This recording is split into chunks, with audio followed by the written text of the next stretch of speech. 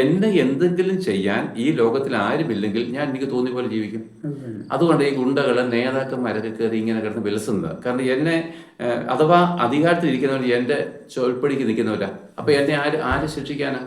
അതുകൊണ്ട് അവൻ കുറ്റം ചെയ്യുന്നാൽ ഉന്നതന്റെ മേലൊരു അത്യുന്നതനുണ്ടെന്നും, അതായത് കൊരിന്ത്യരെന്ന് പറയുന്നു, മരിച്ചവർ ഉയർക്കുന്നില്ല എങ്കിൽ തിന്നുക കുടിക്കുക നാളെ ചാകുമല്ലോ.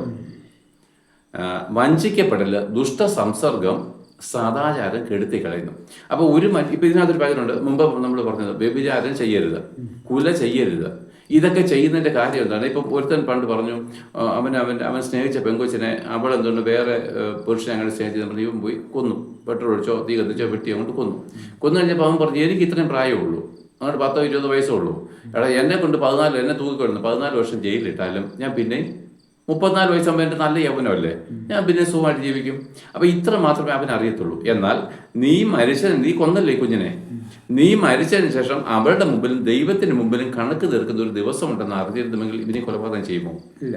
അപ്പൊ ഏതൊരു മനുഷ്യനും എൻ്റെ ഓരോ തെറ്റിനും ശിക്ഷയുണ്ട് എന്നൊരു ഉറപ്പ് ഹൃദയത്തിലുണ്ടെങ്കിൽ അവൻ സൗമ്യതയോടെ നടക്കും. അവൻ ആരെയും കയറി എന്താണ് ദൈവത്തോടോ മനുഷ്യരോടോ അവൻ അതിക്രമം കാണിക്കത്തില്ല.